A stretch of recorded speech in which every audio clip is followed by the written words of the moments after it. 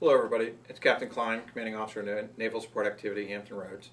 Here with episode number 12 of Q&A with the Captain, our weekly question and answer series that we've been doing since the COVID pandemic started.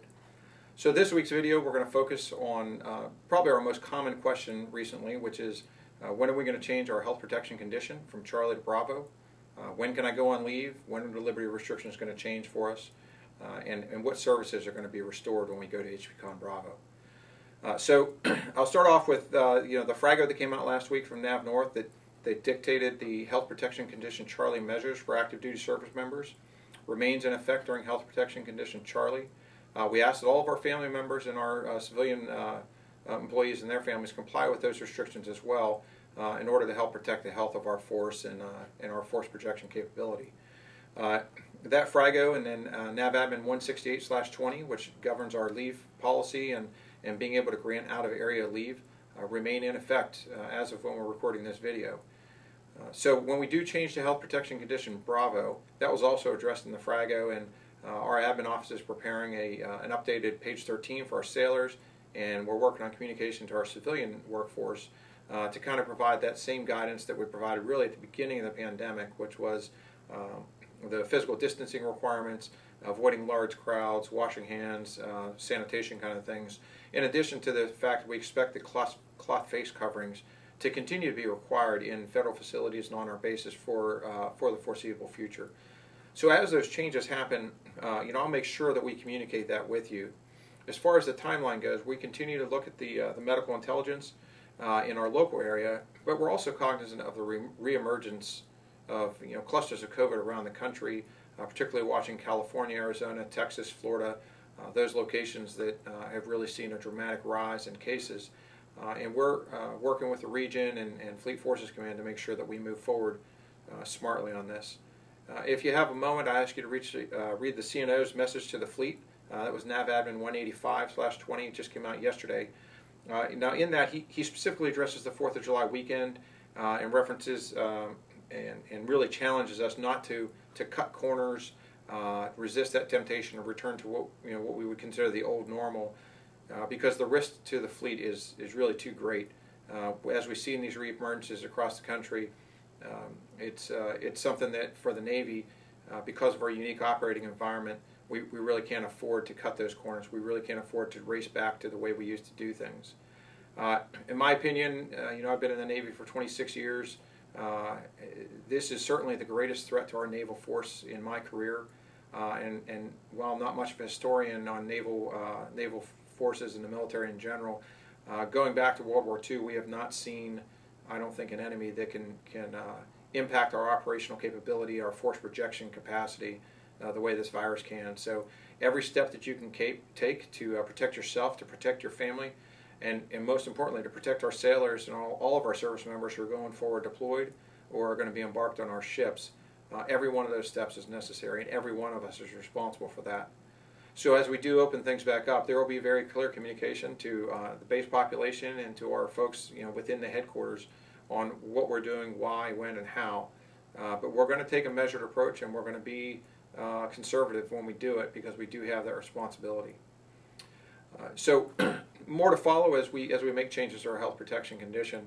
But I also wanted to take today's video, take an opportunity to talk about our Simeo survey that's ongoing. We do an annual command climate survey. We kicked ours off last week, and it's very timely. Actually, CNO sent another message just yesterday, and it's NAV Admin 188/20 on inclusion and diversity.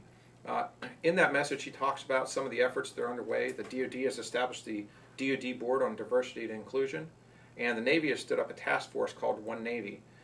Both of these designed to get at not just theoretical issues of diversity and inclusion in our Navy, but really come up with solutions, things that affect our force every day. In that message, we're also challenged to continue that narrative, continue the dialogue really within the workplace. And so if you've never been a victim of racism or sexism or ageism or one of those exclusionary practices, that doesn't mean they don't exist. And so if you don't believe they're out there, we need to talk about it. We need to open up that conversation with our coworkers, peers and subordinates, and seniors alike to really get at what are some actual solutions to the problems that people have experienced in the Navy. So when you take our Symbio survey this year, we've included a question, and I'm really asking for that feedback, those concrete ideas, those things that we can do within our command to address the problems that exist, whether it's race, sex, creed, religion, whatever the issue might be that you've seen here or that you've just seen in your career in the Navy. And I'll take those ideas and we'll do something with them. And if it's something that's good for the whole Navy, I'd be happy to push that up to Navy Region, up to CNIC, up to CNO, if it's appropriate. I think we need that kind of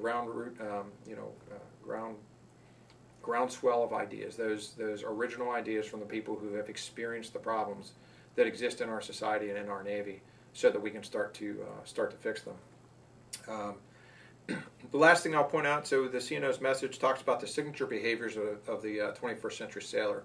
And in there, there's 10 signature behaviors that are called out in this reference. And I'm going to go through them with you because it's something worth thinking about, and it's something that can help to start that conversation.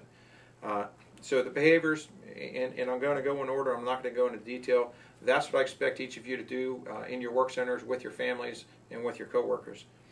Treat every person with respect. Take responsibility for your actions. Hold others accountable for their actions. Intervene when necessary. Be a leader and encourage leadership in others. Embrace the diversity of ideas, experiences, backgrounds of individuals. Uphold the highest degree of integrity in professional and personal life. Exercise discipline in conduct and performance. And finally, number 10, contribute to team success through actions and attitudes. So it's easy to read those and dismiss them, but they really, you could spend a day talking about each one of those topics. And I challenge each one of you to think about it, to get a copy of the Signature Behaviors of 21st Century Sailors, and talk about what it means to you and how you're going to take concrete actions to improve our Navy, and by extension to improve the relationships in our country. A very difficult conversation to have, but I think very necessary. Unfortunately, I don't have any great news today to say, hey, life is back to normal. We've defeated coronavirus. I think that we continue to take a conservative, measured approach. I ask for your cooperation with that. Until next time, please wash your hands, wear your masks, and stay safe. Thanks, everybody. Captain out.